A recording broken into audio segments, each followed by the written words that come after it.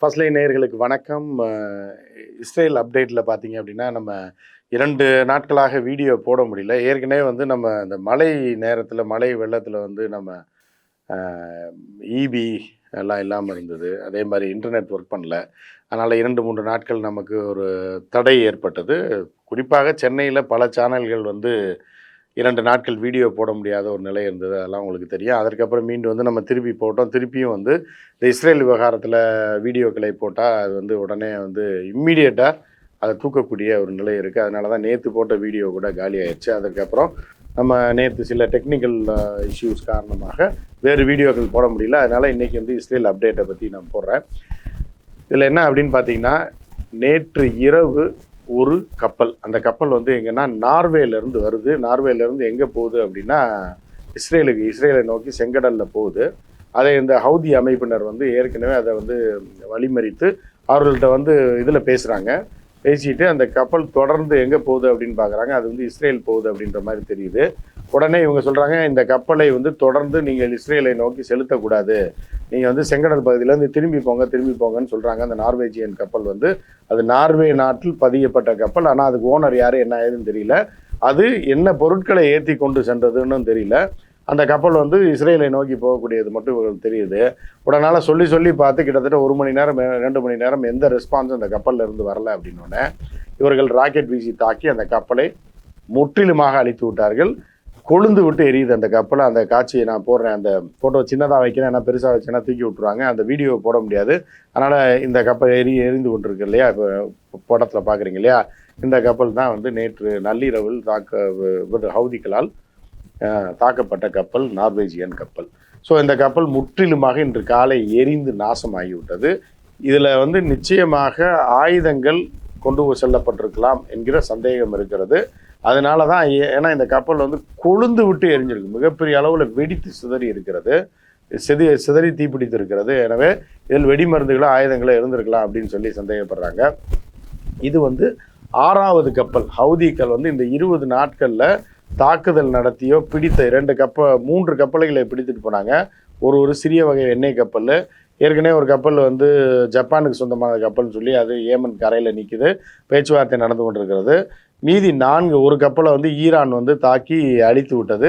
மீதி 3 கப்பல்களை இவர்கள் தாக்கியிருக்கிறார். இது 3வது கப்பல். ஸோ இப்போ என்ன ஆயிடுச்சு அப்படின்னு பார்த்தீங்கன்னா, இஸ்ரேலோட பொருளாதாரமே சீரழிஞ்சு போச்சு அப்படின்னு சொல்லலாம்.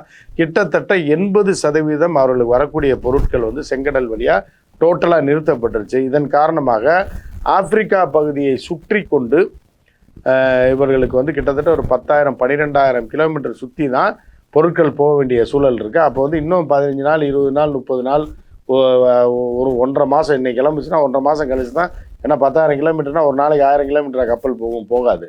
ஸோ வந்து 25 நாட்கள் 30 நாட்கள் கழித்து தான் இவர்களுக்கு அடிப்படை பொருட்களே வந்து போக முடியும். அதனால் விமானங்களில் தான் பொருட்கள் வந்து இறங்கி கொண்டிருக்கிறது இஸ்ரேலுக்கு. கப்பல் போக்குவரத்தை முற்றிலுமாக முடக்கி விட்டது ஹவுதி, அதாவது ஏமனை சேர்ந்த ஹவுதின்ற அமைப்பு. அதனால் மிகப்பெரிய பொருளாதார சீர்கேட்டில் இருக்காங்க. இப்போ நான் ஒரு வீடியோ போடுறேன், ஒரு சிறிய வீடியோ தான். அதாவது இஸ்ரேலில் உள்ள ஒரு பரபரப்பான துறைமுகம் எப்படி ஒரு கப்பல் கூட இல்லாமல் காலியாக இருக்குன்னு பாருங்கள். பார்த்தீங்களா, இது வந்து சேட்டலைட் பிக்சரு. மிக பரபரப்பாக இருந்த இங்கே தான் வந்து இஸ்ரேலுக்கு தேவையான அடிப்படை பொருட்கள், தேவையான பொருட்கள் பூரா வரும். அதையெல்லாம் முடக்கி விட்டது இந்த ஹவுதி. அதாவது செங்கடல் பகுதியில் இஸ்ரேல் கப்பலோ, இஸ்ரேலுக்கு செல்லக்கூடிய கப்பலோ, இல்லை இஸ்ரேல்லேருந்து வெளியே வர கப்பல் எதையுமே இவர்கள் விடலை. அச்சத்தின் காரணமாக யாருமே அந்த பகுதியில் இப்போ வந்து உலகத்தில் உள்ள முன்னணி கப்பல் நிறுவனங்கள் யாருமே இஸ்ரேலுக்கு பொருட்களை கொண்டு போகிறதுக்கு புக்கிங்கே பண்ணல. அப்படின்றதுனால என்ன ஆகுது அப்படின்னா, அவர்களுடைய பொருளாதாரமே சீரழிந்து விலைவாசியெல்லாம் 2 மடங்காக உயர்ந்து விட்டது. இதை பற்றி வந்து இஸ்ரேல் இதுவரைக்கும் வாய் திறக்கவே இல்லை. இருந்த போதிலும் உண்மை தானே, ஏன்னா அந்த மக்கள் எவ்வளோ பாதிக்கப்பட்டிருப்பாங்க. இஸ்ரேலில் இருக்கக்கூடிய மக்கள் அரசுக்கு எதிராக கிளந்து, ஏற்கனவே நம்ம சொல்லியிருக்கோம், இது மைனாரிட்டி அரசு. 62 இடங்கள், அதாவது 120 இடங்களில் 61 இடம், 62 இடங்களை எடுத்தால் மட்டுமே மெஜாரிட்டியாக ஒரு கட்சி ஆட்சி அமைக்க முடியும். ஆனால் நெத்தன்யாகு இப்போ இருக்கால பிரதமர், இவர் கட்சி வந்து 32 இடங்களை வைத்திருக்கிறது. மீதி 30 இடங்கள் 7 கட்சி கூட்டணியில் அவர்கள் ஆட்சி நடந்து கொண்டிருக்கிறது.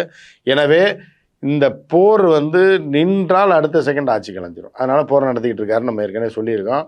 இப்போ வந்து உள்ளூருக்குள்ளேயே பயங்கர நெருக்கடியாக இருக்குது. இது வந்து ஒரு புது வகை டெக்னிக். நீங்கள் வந்து எப்படின்னா, ஹமாஸ் ஒரு பக்கம் தாக்குதல் நடத்திட்டு இருக்கு, எதிரிகளை துப்பாக்கியை வைத்தும் ராக்கெட்டை வைத்து தாக்குதல் நடத்துறதுன்றது வேற. அவர்களுக்கு பொருளே போகாமல் தடுக்கக்கூடிய விஷயத்தை தான் ஏமனை சேர்ந்த இந்த ஹவுதிகள் செய்து கொண்டிருக்கிறார்கள். இதன் மூலமாக இஸ்ரேலுக்கு ஹமாஸ் தாக்குதலை விட மிகப்பெரிய ஒரு நெருக்கடியை இது கொடுத்துருக்கு அப்படின்னு சொல்லலாம். அவருடைய வியாபாரம் முற்றிலும் படுத்து விட்டது. அங்கேருந்து கப்பல் போகவும் இல்லை, வரவும் இல்லை. நேற்று இரவு நடந்த தாக்குதலில் இந்த கப்பலும் போயிடுச்சு அப்படின்னு நீங்கள் பார்க்குறீங்க. இதே போல் என்ன ஆயிருக்கு அப்படின்னா, நிறைய சோல்ஜர்ஸ் என்ன பண்ணியிருக்காங்கன்னா, கான் யூனுஸ்னு ஒரு பகுதி இருக்குது. அது வடக்கு காசாக்கும் தெற்கு காசாக்கும் நடுவில் இருக்கக்கூடிய பகுதி. அது கான் யூனுஸ் அப்படின்ற ஒரு பகுதி. ஸோ இந்த பகுதியில் போய் இந்த போர் நிறுத்தத்தப்ப தாக்குதல் நடத்த போன இஸ்ரேல் இராணுவத்தினர் மாட்டிக்கிட்டாங்க. மாட்டிக்கிட்டு அவர்களை மீட்பதற்கு முடியாமல், ஏன்னா சுற்றிலும் இந்த பக்கம் வடக்கு காசால இவர்கள் தாக்குறாங்க, யார், ஹமாஸு. சவுத்தில் இவங்க எஸ்கேப் ஆகி உள்ளே போக முடியாது, அங்கேருந்து அடிப்பாங்க. லெஃப்ட்லேயும் உள்ளே போக முடியாது, ஜோர்டான்னு. ஸோ இப்போ அங்கே மாட்டிக்கொண்டிருப்பவர்களுக்கு சுற்றி இருக்குது இப்போ ஹமாஸ். அப்போ இவர்களை வெளியில் எடுக்க முடியாமல் என்ன பண்ணுறாங்கன்னா, விமானத்தில் இருந்து அவர்களுக்கு உணவுகளை போட்டுட்ருக்காங்க. இதை பற்றி நான் அடுத்த வீடியோவில் அந்த வீடியோவே நான் போடுறேன் உங்களுக்கு, என்ன காட்சிகள் அப்படின்ட்டு. இப்படி தரை போரிலும் மிகப்பெரிய தோல்வியை சந்தித்திருக்கிறது இஸ்ரேல். கப்பல் போக்குவரத்துலேயே மிகப்பெரிய அடி, பொருளாதாரத்தை மிகப்பெரிய அடி, ஆயுதங்கள் வரவில்லை. ஆயுதங்கள் வராதனால என்னென்னா, தாக்குதலை விமான தாக்குதலையோ இல்லை ராக்கெட் தாக்குதலையோ பண்ண முடியாமல் அதையும் அவர்கள் குறைத்திருக்கிறார்கள். எனவே இது மிகப்பெரிய தோல்வியாக தான் இஸ்ரேலுக்கு பார்க்கப்படுகிறது.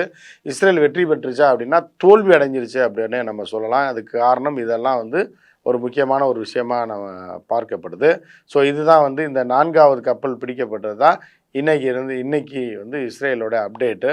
போர் நடந்துகிட்டு இருக்கா அப்படின்னா நடந்துகிட்டு இருக்கு. தரை சண்டைகள் ஆங்காங்கே லேசாக நடைபெற்று கொண்டு இருக்கிறது. ஏன்னா அதிலிருந்து பின்வாங்க முடியாமல் இஸ்ரேல் இராணுவத்தினர் மொத்தமாக மாட்டிட்டாங்க. இதில் என்ன அப்படின்னு பார்த்தீங்கன்னா, கிட்டத்தட்ட 100க்கும் மேற்பட்ட இஸ்ரேல் இராணுவத்தினர் சுட்டு கொல்லப்பட்டிருக்காங்கல்ல இங்கே இந்த போரில், வடக்கு காசா பகுதியில். அவர்கள் புகைப்படங்களை எல்லாத்தையும் சேகரித்து ஹமாஸ் வெளியிட்டிருக்கிறது.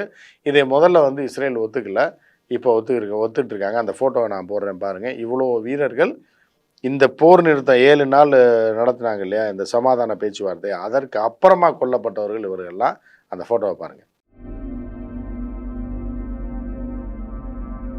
இப்படி தொடர்ந்து இஸ்ரேல் தோல்வி முகத்தை தான் பார்த்து வருகிறது. எனவே நெத்தன்யாவுக்கு அவர்கள் நாட்டிலேயே மிகப்பெரிய நெருக்கடி ஏற்பட்டிருக்கு அப்படின்னு சொல்லலாம். ஒரு போர் ஒரு கட்டத்தில் கொஞ்சம் இன்னும் 2 நாள் 3 நாள் நின்னா கூட நெத்தன்யாகு ஆட்சி கலைக்கப்படும். வேறு ஒருவர் கூட்டணி கட்சியை சேர்ந்தவர் அங்கே ஆட்சிக்கு வந்துடுவார். அதுக்கப்புறம் ஒரு ஒரு கட்டத்தில் இந்த போர் நிற்பதற்கான வாய்ப்புகள் இருக்குது. அதற்கப்புறம் தான் ஐநாவே இந்த காசா பகுதிக்கு அந்த நிர்மாண பணிகள், அதாவது அந்த இதெல்லாம் அடிச்சு வீடுகளில் கிட்டத்தட்ட 50,000 வீடுகளை அடித்து நொறுக்கியிருக்கிறாங்க. எல்லாம் 50,000 வீடுகள்லாம் சின்ன ஓட்டு வீடோ சின்ன வீடெல்லாம் கிடையாது, அப்பார்ட்மெண்ட்ஸ், பெரிய பெரிய வீடுகள், மாடி வீடுகள், மிக நெருக்கமான பகுதி.